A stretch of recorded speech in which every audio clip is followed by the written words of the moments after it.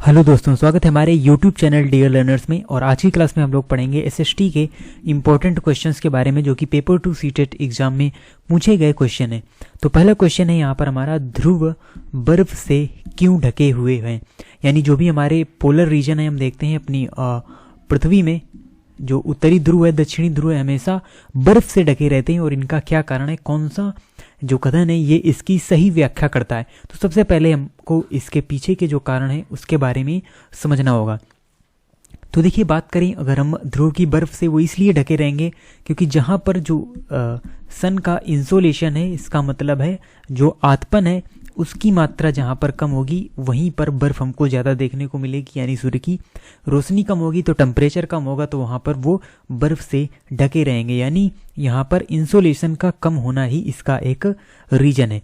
तो आतपन की जो मात्रा है भूमध्य रेखा से ध्रुवों की ओर घटती है। तो बिल्कुल सही बात है, ध्रुवों में सबसे ज़्यादा, यानी भूमध्य रेखा में सबसे ज़्यादा होती है। और ध्रुवों की ओर जिस तरीके से हम बढ़ेंगे तो आतपन की मात्रा, इंसोलेशन की मात्रा यहाँ पर घटती है। तो ये इसका एक सही कथन होगा। अगला क्वेश्चन है, निम्नलिखित में से कौन सा वायुमंडल की परतों का सही अनुक्रम है और जिनसे धरती पर उतरने से पहले रॉकेट गुजरेगा। तो देखिए, यहाँ पर अगर आप इस क्वेश्चन को अच्छी तरीके से नहीं पढ़ते हैं तो आप जल्दबाजी में यहाँ पर गलत ऑप्शन को टिक करने वाले, और 90% स्टूडेंट्स यहाँ पर गलत आंसर को टिक करेंगे और उनको एक क्रम मिल जाएगा, क्षोभ मंडल, समताप मंडल, मध्य मंडल, वायुमंडल और बहिर्मंडल, इस प्रकार से उनको मिल जाएगा और ये टिक कर देंगे, जो कि यहाँ पर गलत ऑप्शन होगा। आपको यहाँ पर पढ़ना है कि बात की जा रही है रॉकेट की, और वो भी धरती पर उतरने की। तो यानी यहाँ पर जो क्रम है, ये रॉकेट हमने एक भेज दिया और ये रॉकेट वापस उतर रहा है, यानी कि यहाँ पर जो क्रम होगा वो उल्टा होगा। यानी यहाँ पर जो सबसे पहले परत मिलेगी वो मिलेगी सबसे वायुमंडल की सबसे ऊपरी परत, और सबसे बाद में होगी सबसे निचली परत, यानी कि क्षोभ मंडल सबसे यहाँ पर नीचे होगी। तो यहाँ पर अगर हम बात करें तो सही आंसर होगा 3rd नंबर, बहिर्मंडल, वायुमंडल, मध्य मंडल, समताप मंडल और क्षोभ मंडल। तो रॉकेट जब धरती पर उतर रहा है ऊपर से, तब यहाँ पर सबसे पहले उसे बहिर्मंडल से गुजरना होगा, फिर बाह्य वायुमंडल से, फिर मध्य मंडल से, फिर समताप मंडल से और फिर यहाँ पर क्षोभ मंडल से। अगला क्वेश्चन है, पवनों के बारे में निम्न कथनों पर विचार करें, सही विकल्प चुनें। तो यहाँ पर बात की जा रही है वायु निम्न दाब वाले क्षेत्र से उच्च दाब क्षेत्र की ओर गति करती है। तो ये देखिए, कथन हमारा गलत है, क्योंकि वायु हमेशा हाई प्रेशर वाले एरिया से लो प्रेशर वाले एरिया की ओर गति करती है, ना कि लो प्रेशर से हाई प्रेशर की ओर। फिर है, पृथ्वी का अपने अक्ष पर घूमना पवनों की दिशा को प्रभावित करता है। तो बिल्कुल सही बात है, पृथ्वी के धरातल के पास पवन की गति घर्षण बल से प्रभावित होती है। तो ये भी बात हमारी सही है, यानी बी और सी दोनों यहाँ पर सही होंगे। अगला क्वेश्चन है, निम्नलिखित कथनों पर विचार करना है। नदी घाटी के निकट मानव बस्तियां पनपने लगीं और सभ्यता का विकास हुआ। तो बिल्कुल ये सही बात है यहाँ पर, क्योंकि जो नदी घाटी है, हमने देखा भी सिंधु घाटी सभ्यता की अगर हम बात करें तो कहीं ना कहीं जो नदियाँ थी उनकी, यानी जो नदी घाटी थी उनके निकट ही हमको मानव बस्तियाँ देखने को मिलती हैं, सभ्यता का विकास देखने को मिलता है। तो ये यहाँ पर सही है। फिर आदर्श बसाव स्थान के चुनाव में प्राकृतिक दशाओं पर ध्यान नहीं दिया जाता। तो ये कथन गलत है।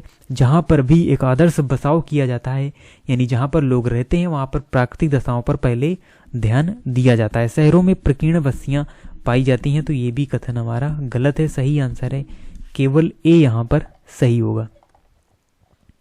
अगला क्वेश्चन है, निम्न में से कौन से खनिजों के उदाहरण है, सही विकल्प का चयन करें। तो यहाँ पर देखिए, जो ग्रेफाइट है ये भी हमारा खनिज है, नमक भी एक खनिज है, चूना पत्थर भी एक खनिज है और अभ्रक भी एक खनिज है। यानी यहाँ पर हमारे सही होंगे चारों, यानी सभी ABCD ये हमारे खनिज हैं, मिनरल्स हैं। तो यहाँ पर ये आंसर हमारा सही होगा। अगला क्वेश्चन है, निम्नलिखित में से कौन सा ऊर्जा के स्रोत उष्णकटिबंधीय देशों के लिए अधिक उपयुक्त है तथा प्राकृतिक पर्यावरण को बचाते हैं, सुरक्षित रखते हैं, आपको बताना है।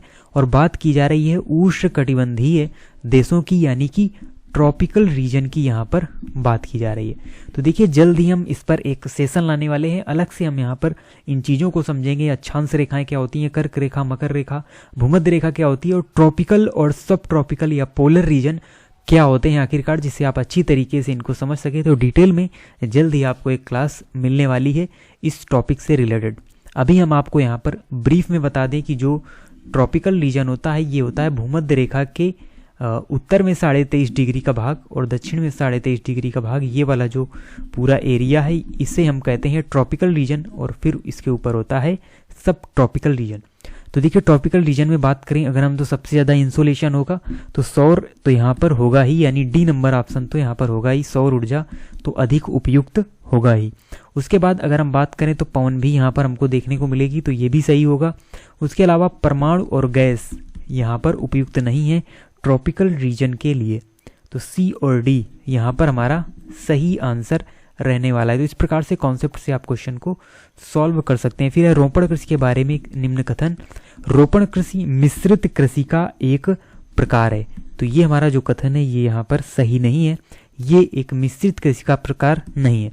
फिर है रोपण कृषि के मुख्य क्षेत्र विश्व के उष्णकटिबंधीय प्रदेशों में पाए जाते हैं। तो बिल्कुल सही है, जो रोपण कृषि है वो हमको देखने को मिलती है ट्रॉपिकल रीजन में, यानी कि उष्णकटिबंधीय प्रदेशों में। तो केवल यहाँ पर जो सही है वो हमारा केवल और केवल बी नंबर सही ऑप्शन होगा।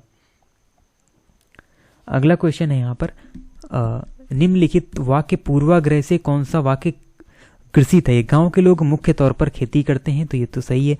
गांव के लोग अच्छी अंग्रेजी नहीं बोल सकते, तो यही हमारा जो कथन है वो पूर्वाग्रह से ग्रसित है। उसके अलावा कटाई का मौसम गांव के लिए सबसे व्यस्त समय होता है। गांव के लोग ज़्यादातर संयुक्त परिवारों में रहते हैं। देखिए यहाँ पर बाकी कथन तो सही है, लेकिन पूर्वाग्रह से जो ग्रसित है वो यही यहाँ पर हमको देखने को मिल रहा है। अगला क्वेश्चन है, भारतीय संविधान की 8वीं सूची में, यानी यहाँ पर बताया गया कौन से कृत्य हैं जो विविधता की स्वीकार्यता को प्रदर्शित करते हैं। यानी जो डाइवर्सिटी है, विविधता है, उसकी स्वीकार्यता को प्रदर्शित करने वाले कथन कौन से हैं। तो भारतीय संविधान की 8वीं सूची में और अधिक भाषाओं को सम्मिलित किया गया, तो ये हमारा सही है, यानी ये विविधता की स्वीकार्यता को प्रदर्शित करता है, क्योंकि 8वीं सूची में जब और भाषाएं यहाँ पर ऐड की गई, यानी और भी जो कल्चर है वो हमको देखने को मिलता है। डाइवर्सिफाइड अगर एक ही भाषा हो तो फिर वहाँ पर विविधता की ये यानी विविधता हमको देखने को नहीं मिलेगी। लेकिन कई सारी हम देखते हैं 8वीं अनुसूची में टोटल हमारी 22 भाषाएं हैं, यानी कुल मिलाकर 22 प्रकार के यहाँ पर हम ये कह लें विविधता ही एक प्रकार से देखने को हमको मिलती है। फिर समुदाय विशेष के व्यापारियों द्वारा चलाए जाने वाले शॉपिंग कॉम्प्लेक्सों का निर्माण, तो ये यहाँ पर कथन गलत होगा, इससे विविधता देखने को नहीं मिलती। फिर विभिन्न सामाजिक वर्गों के बच्चों को स्कूल में दाखिला देना, ये हमारा सही है, क्योंकि इसमें जो बच्चे होते हैं वो विभिन्न सामाजिक वर्गों से होते हैं, तो एक डाइवर्सिफाई यहाँ पर जो चीज़ है वो हमको देखने को मिलती है। तो ए और सी इसका सही आंसर होने वाला है, तो ए और सी इसका सही आंसर होगा। अगला क्वेश्चन है, किस निकाय की देखभाल में ग्राम पंचायत कार्य करता है। यानी जो ग्राम पंचायत होता है वो किसकी देखभाल के लिए ये जो संस्था है वो है, तो जाहिर सी बात है जो ग्राम पंचायत होगी वो ग्राम सभा से ही रिलेटेड होगी, यानी ग्राम सभा की ही देखभाल करता है कौन, ग्राम पंचायत। अगला क्वेश्चन है, भारत में कृषि श्रमिकों और निर्माण श्रमिकों की भुगतान हेतु न्यूनतम वेतन, यानी कि जो मिनिमम पेमेंट, मिनिमम जो वेतन है वो यहाँ पर किसके द्वारा डिसाइड किया जाता है। कृषि श्रमिक हों या फिर निर्माण श्रमिक हों, मजदूर हों, उनका जो वेतन है न्यूनतम वेतन, यानी इनको इतना मिलना ही चाहिए, ये जो निर्धारण है ये यहाँ पर किया जाता है राज्य सरकार के द्वारा और संघ सरकार के द्वारा, यानी जो केंद्र में सरकार होगी उसके द्वारा और राज्य सरकार के द्वारा ही ये न्यूनतम जो वेतन है वो यहाँ पर तय किया जाता है। ग्राम पंचायत, जिला पंचायत का इसमें कोई भी रोल नहीं होता, तो सही आंसर होगा सी और डी। अगला क्वेश्चन है, दादन व्यवस्था या पुटिंग आउट व्यवस्था की सबसे बड़ी समस्या क्या है। तो देखिए ये जो दादन व्यवस्था है, पुटिंग आउट की जो व्यवस्था है ये क्या है, तो ये देखिए व्यवस्था है घरेलू स्तर पर निर्मित वस्तुओं को खरीदना और बेचना।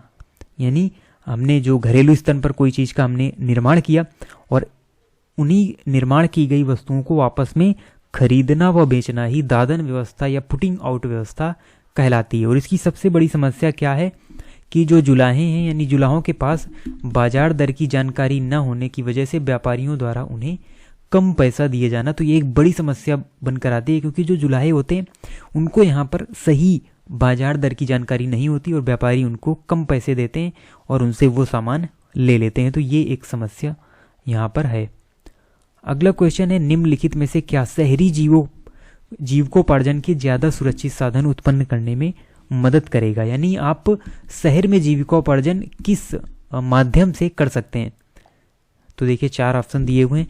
रेहड़ी फेरी वालों को प्रतिबंधित करने वाले कानूनों को हटाना, अनियमित रोजगार के प्रकार बढ़ाना, नियुक्तिकर्ताओं को न्यूनतम वेतन, न्यूनतम काम के घंटे निर्धारित करने की आज़ादी देना, स्थायी रोजगारों की संख्या को कम करना। तो ये तो हमारा हो नहीं सकता। यहाँ पर सही आंसर होगा 1 नंबर, रेहड़ी फेरी वालों को प्रतिबंधित करने वाले कानून को हटाना। क्योंकि जब तक रेहड़ी और फेरी वाले नहीं होंगे तो यहाँ पर हम शहरी जीविकोपार्जन में सहयोग यानी ये एक सुरक्षित साधन माने जाते हैं। क्योंकि आप देखते हैं शहरों में भी जो रेहड़ी है, फेरी वाले हैं, उनकी एक अच्छी खासी इनकम है, उनका जीविकोपार्जन इसी से होता है। अगला क्वेश्चन है यहाँ पर, एक विशेष इलाका जहाँ के रहने वाले सभी मतदाता अपने प्रतिनिधि को चुनते हैं, उसे क्या कहा जाता है? यानी उस इलाके को क्या नाम दिया जाता है जहाँ के जो मतदाता होते हैं वो अपने प्रतिनिधि को चुनते हैं?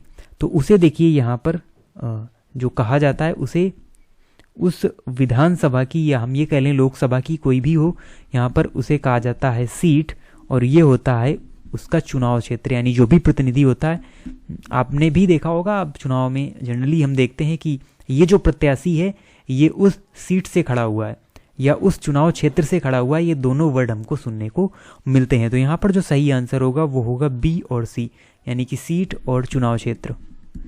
तो बी और सी यहाँ पर सही आंसर होगा।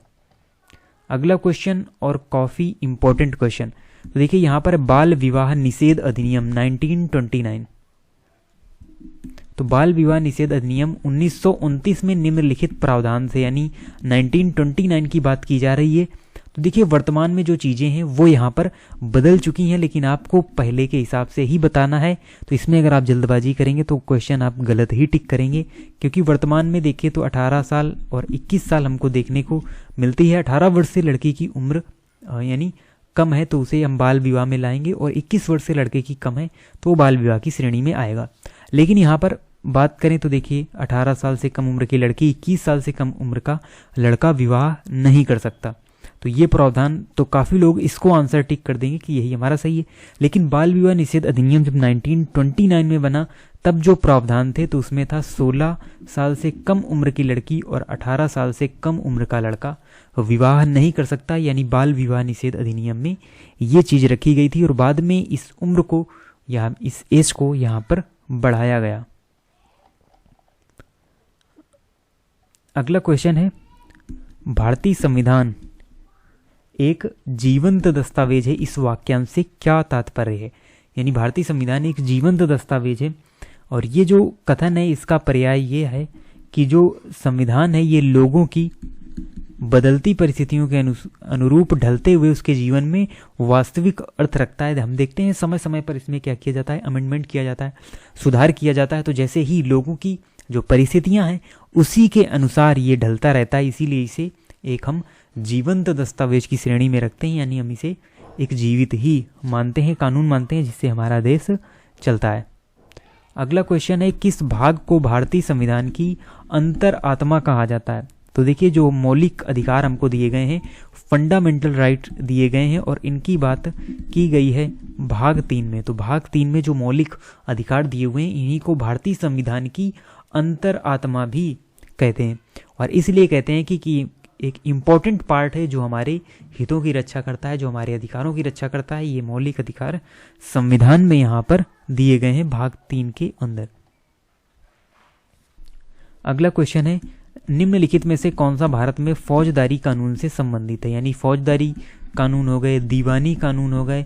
तो इसमें बात करें अगर हम फौजदारी कानून की, तो इसमें आएंगे अपराध की जांच के बाद अदालत में मुकदमा दायर किए जाना, ये भी एक फौजदारी है।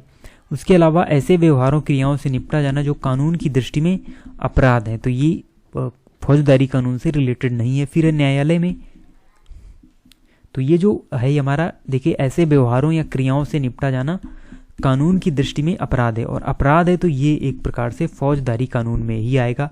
फिर न्यायालय में याचिका केवल प्रभावित पक्ष की ओर से किया जाता है, तो ये कथन सही नहीं है, क्योंकि जो याचिका होती है ऐसा नहीं है कि केवल प्रभावित पक्ष की ओर से किया जाए, वो किसी भी पक्ष की ओर से की जा सकती है। तो यहाँ पर जो सही आंसर होगा वो होगा ए और बी। तो ए और बी यहाँ पर सही आंसर है। अगला क्वेश्चन है, निम्नलिखित में से कौन सा अनुसूचित जाति और अनुसूचित जनजाति अधिनियम 1989 के बारे में सही है। तो देखिए 1989 में यहाँ पर एक अधिनियम या एक हम ये कह लें अत्याचार निवारण अधिनियम लाया जाता है, जिसमें एससी और एसटी के हितों की बात की जाती है, और उसके हिसाब से कौन सा सही है ये आपको बताना है। तो यह संविधान के अनुच्छेद 17 का संशोधन है, तो ये सही नहीं है। अनुच्छेद 17 का ऐसा कोई संशोधन नहीं किया गया है। इसमें उन अपराधों की सूची है जिन्हें अपमान के स्वरूपों के तौर पर पहचाना गया है, तो ये हमारा कथन सही है। इसमें आदिवासी और दलित समुदायों की महिलाओं के खिलाफ होने वाले अपराधों की सूची है, तो बिल्कुल सही बात है। जो आदिवासी हैं या जो दलित समुदाय हैं उन्हीं के हितों की बात की गई है। महिलाओं के खिलाफ जो अपराध हैं उनकी एक सूची दी गई है। इसमें ऐसे कृत्यों की सूची भी है जिनके द्वारा दलितों और आदिवासियों को वंचित रखा जाता है, तो ये भी हमारा सही है, यानी सही आंसर होगा बी, सी और डी। तो बी, सी, डी यहाँ पर सही आंसर है। अगला क्वेश्चन है, निम्न वृत्तांतों पर विचार कीजिए। स्कूल में दूसरे बच्चे हमारा मजाक उड़ाते थे, हम घर पर संथाली बोलते थे और हिंदी भाषा नहीं जानते थे। वक्ता शिकार है किसका। तो देखिए कुछ ही दिन पहले हमने पिछली क्लास में आपको पढ़ाया था एक वर्ड के बारे में, यानी यहाँ पर देखिए जो कल्चरल डाइवर्सिटी है वो हमको देखने को मिलती है, यानी एक हम ये कह लें अल्पसंख्यक को बहुसंख्यक से अलग रखा जाना, यानी भेदभाव जो है वो हमको देखने को मिलता है। क्योंकि स्कूल में बच्चे हमारा मजाक क्यों उड़ाते हैं, क्योंकि देखिए जैसे हम मान लेते हैं कि क्लास में 100 बच्चे हैं और उसमें 20 बच्चे यहाँ पर क्या बोलते हैं, संथाली बोलते हैं, और जो 80 बच्चे हैं वो यहाँ पर हिंदी बोलते हैं। तो ये हो गया हमारा बहुसंख्यक समाज और ये हो गया हमारा अल्पसंख्यक समाज। और बहुसंख्यक की संख्या इनकी ज़्यादा है, तो जो 20 हैं यानी जो संथाली बोलते हैं, हिंदी नहीं जानते, उनको यहाँ पर भेदभाव का सामना करना पड़ेगा, मजाक का सामना करना पड़ेगा, इनका मजाक उड़ाया जाएगा बहुसंख्यक समाज के द्वारा। तो इसको हम क्या कहते हैं, इसे हम कहते हैं यानी वक्ता जो शिकार है वो हाशियाकरण का शिकार है। और हाशियाकरण क्या होता है, एक अल्पसंख्यक समुदाय को बहुसंख्यक समुदाय से अलग रखना, एक हम ये कह लें एक समूह विशेष को एक बड़े समूह से अलग रखना, यानी उनकी जो कल्चर है वो अलग होने की वजह से, उनकी भाषा शैली ये सब अलग होने की वजह से उनको समाज से अलग रखना, ये हाशियाकरण की प्रवृत्ति यहाँ पर कहलाती है। और इस पर 2 से 3 क्वेश्चन हम ऑलरेडी कर चुके हैं और डिटेल में हम हाशियाकरण क्या होता है, हाशियाकृत क्या होता है, इन सभी चीज़ों को डिस्कस कर चुके हैं। तो ये हमारे इंपॉर्टेंट क्वेश्चन थे SST सेक्शन से रिलेटेड।